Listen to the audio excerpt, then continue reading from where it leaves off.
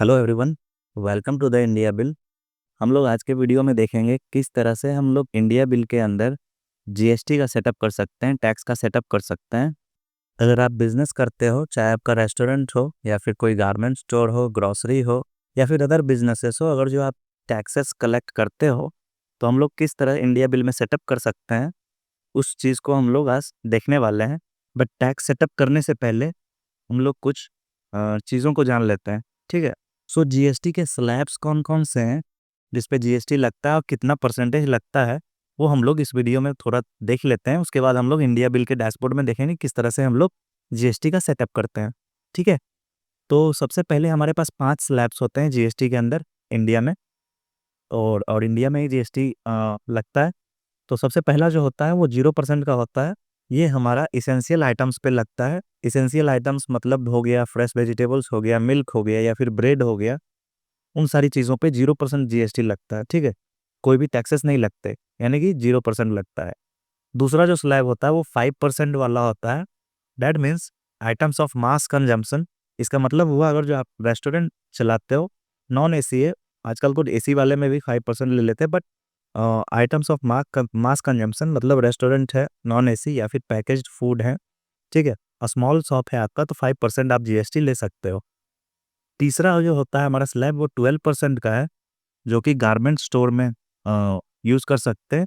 अगर जो किसी गारमेंट्स की प्राइस जो है वो 1000 से अबव है, तो हम लोग यूज़ कर सकते हैं। प्रोसेस्ड फूड में कर सकते हैं, या फिर कोई बिजनेस सर्विस हम लोग दे रहे हैं, जैसे कि सॉफ्टवेयर सर्विस दे रहे हैं या फिर अदर सर्विस दे रहे हैं, तो उस केस में भी हम लोग 12% जीएसटी चार्ज कर सकते हैं। फिर हमारा स्लैब आता है 18% का। 18% भी है हमारा जीएसटी में, जो कि हमारा इलेक्ट्रॉनिक्स आइटम पे लगते हैं। एसी रेस्टोरेंट्स वगैरह में भी लगते हैं 18%, किसी-किसी रेस्टोरेंट में 18% जीएसटी भी लेते हैं। मोबाइल फ़ोन्स पे लगते हैं 18%। गारमेंट्स जो कि 1000 से अबव है, ठीक है, जिसकी प्राइस 1000 से अबव है, उस पे भी 18% लगता है। और मैंने 12% में गारमेंट्स जो लिया था, उसमें अगर जो 1000 या उसके अंदर है तो हम लोग 12% भी ले सकते हैं, ठीक है। तो इस तरह से, और 28% जो है वो लग्ज़री गुड्स पे हम लोग जीएसटी लेते हैं बेसिकली। जैसे कि कार्स हो गए, ठीक है, टोबैको आइटम्स हो गए या फिर ड्रिंक्स हो गए, उस उन सारी चीज़ों पे 28% जीएसटी लेते हैं। तो हमारा इस तरह से 5 टाइप्स ऑफ स्लैब्स हैं, जिस तरह से हम लोग जिस भी टाइप का हम लोग बिज़नेस करते हैं, उस हिसाब से हम लोग जीएसटी ले सकते हैं, ठीक है। तो ये सारी परसेंटेज जो है वो हम लोग इंडिया के अंदर लेते हैं। नेक्स्ट हमारा है टाइप्स ऑफ जीएसटी कौन-कौन से होते हैं। एक सीजीएसटी होता है हमारे पास, central goods and services tax, जो कि हमारा सेंट्रल गवर्नमेंट जो होता है वो लेता है। एक एसजीएसटी होता है, that means state goods and service tax, ये हमारा स्टेट गवर्नमेंट लेता है। और एक आईजीएसटी होता है, इंटीग्रेटेड जीएसटी भी बोलते हैं इसको, ये इंटर स्टेट सेल्स के लिए काम में आता है, जो कि हमारा सेंट्रल गवर्नमेंट कलेक्ट करती है, ठीक है। तो हम लोग पहले इंट्रा स्टेट और इंटर स्टेट को समझते हैं। तो इंट्रा स्टेट सेल क्या होता है? इंट्रा स्टेट सेल में जो होता है, वो जो अगर जो सेलर है और बायर जो है, वो अगर जो सेम ही स्टेट से हैं। सपोज मैं आज दिल्ली में मेरा एक स्टोर है और मैं दिल्ली के अंदर ही किसी कस्टमर को सेल कर रहा हूँ, ठीक है। तो वो हमारा इंट्रा स्टेट में आएगा, और उसमें जो जीएसटी चार्ज होता है वो सेंट्रल को भी जाता है और स्टेट को भी जाता है, ठीक है। सपोज मैं दूसरे स्टेट का एग्जांपल लेता हूँ। सपोज मैं वेस्ट बंगाल में कोई सेल कर रहा हूँ और वेस्ट बंगाल का ही कस्टमर है, तो हमारा जो जीएसटी होगा वो 2 इक्वल पार्ट्स में बढ़ जाएगा, ठीक है। 50-50 में बढ़ जाता है, जो कि 50 जो परसेंटेज होता है वो सीजीएसटी में जाता है, यानी कि सेंट्रल गवर्नमेंट ले लेती है, और जो 50% है वो एसजीएसटी में जाता है, यानी कि स्टेट गवर्नमेंट ले लेती है। तो यहाँ पे हम लोग एग्जांपल एक देखते हैं। सपोज हम लोग इंट्रा स्टेट का एग्जांपल ले रहे हैं। सपोज मैं वेस्ट बंगाल से कोई एक आइटम है और उस पे मैं 18% जीएसटी ले रहा हूँ। मान लीजिए मैं 1800 रुपये जीएसटी ले रहा हूँ, ठीक है। तो यानी कि मैं 18% जीएसटी ले रहा हूँ। तो इंट्रा स्टेट में क्या होगा, मैं वेस्ट बंगाल के अंदर ही सेल कर रहा हूँ, तो इंट्रा स्टेट में होगा क्या कि जो 18% है, यानी कि 1800 रुपीज़ जो है, ये हमारा 2 इक्वल भाग में बटेगा ये, ठीक है। 18% जो है वो 2 इक्वल भाग में बटेगा, यानी कि 9% जो है वो सेंट्रल गवर्नमेंट ले लेगी हमारी। तो 9% जो है, यानी कि 900 रुपये हमारा सेंट्रल गवर्नमेंट लेगा, और जो 9% अनदर 9% जो है, सेम अमाउंट 9% जो है वो स्टेट गवर्नमेंट लेगी। दैट मीन्स कि हमारा 18% जीएसटी जो है उस प्रोडक्ट पे तो हमने लिया, बट उसका 9% हम लोग सेंट्रल गवर्नमेंट को देंगे और 9% जो है उसी स्टेट में रह जाएगा। ठीक है, तो ये होता है इंट्रा स्टेट, यानी कि एक ही स्टेट से उसी स्टेट में हम लोग सेल कर रहे हैं। वेस्ट बंगाल से वेस्ट बंगाल के अंदर ही सेल कर रहे हैं। बिहार, अगर जो बिहार स्टेट में बिजनेस है और बिहार के अंदर ही सेल कर रहे हैं, तो हमारा इसी तरह से वो होता है, वो इंट्रा स्टेट में आता है। ठीक है, उसमें जीएसटी जो है वो 50-50 में स्प्लिट हो जाती है। इंटर स्टेट में क्या होता है, यदि हम लोग एक स्टेट से दूसरे स्टेट में सेल करते हैं, मान लीजिए मेरी शॉप जो है वह वेस्ट बंगाल में है और मैं किसी दूसरे स्टेट के कस्टमर को, मान लीजिए दिल्ली का कोई कस्टमर है, उसको मैं सेल कर रहा हूँ।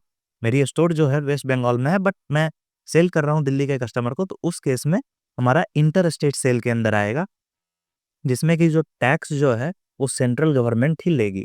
सपोज कीजिए मेरा अगर जो मैं किसी प्रोडक्ट पे 18% टैक्स ले रहा हूँ, यानी कि 1800 रुपये अगर जो मान लो मैं टैक्स ले रहा हूँ, उसमें से 1800 जो रुपये हैं वो डायरेक्ट सेंट्रल गवर्नमेंट ही लेगी।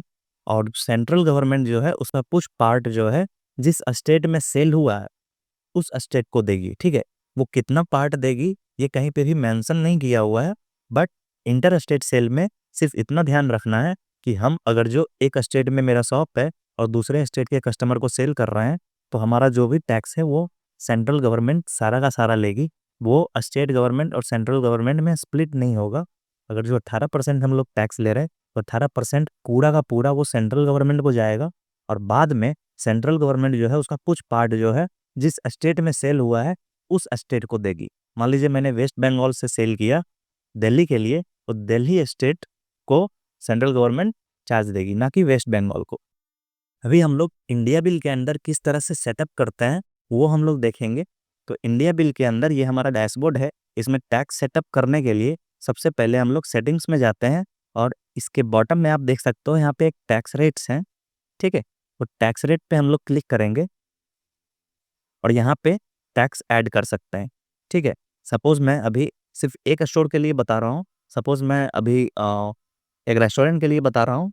तो मान लीजिए रेस्टोरेंट हमारा है, उसमें मैं CGST एक लेता हूँ, CGST @2.5%, और टैक्स रेट जो होगा वो 2.5% होगा।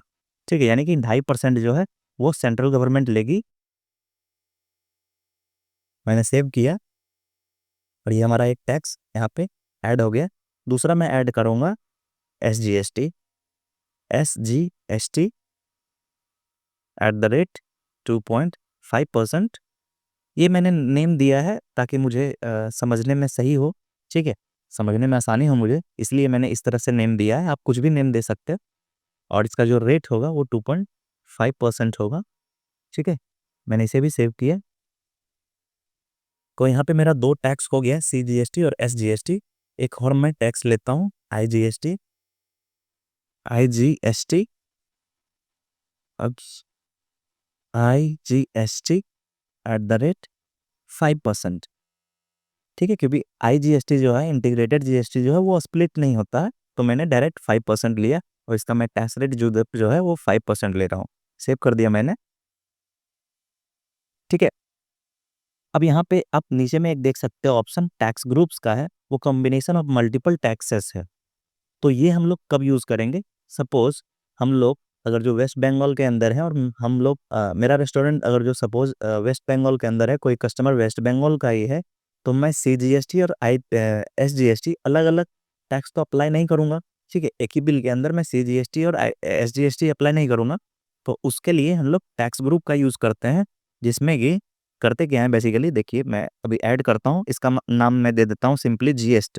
ठीक है, GST @ 5%। तो इसमें हम लोग सब टैक्सेस लेते हैं। तो GST @5% ये कब होगा, जब हम लोग CGST 2.5% और SGST 2.5% हम लोग कंबाइन करेंगे, तो ये 5% होगा। तो इस तरह से हम लोग ग्रुप बनाते हैं और सेव कर देंगे इसे। तो जब हम लोग बिलिंग करेंगे, तो हम लोग अलग अलग टैक्स सेलेक्ट नहीं करेंगे, CGST अलग और SGST अलग, इस तरह से नहीं करेंगे। हम लोग डायरेक्ट GST @5% चूज करेंगे। ऐसा करने से होगा हमारा जो बिल बनेगा उसके अंदर CGST और SGST स्प्लिट होके ऑटोमेटिकली आ जाएगा। हमें अलग अलग सेलेक्ट करने की ज़रूरत नहीं है। तो हम लोग जब बिलिंग करेंगे उस जगह पे जब टैक्स अप्लाई करेंगे तो हम लोग डायरेक्ट जीएसटी 5% लेंगे, और ये कॉम्बिनेशन है सीजीएसटी और एसजीएसटी का। तो वो बिल के अंदर एसजीएसटी और सीजीएसटी जो है वो ऑटोमेटिकली प्रिंट होके आएगा।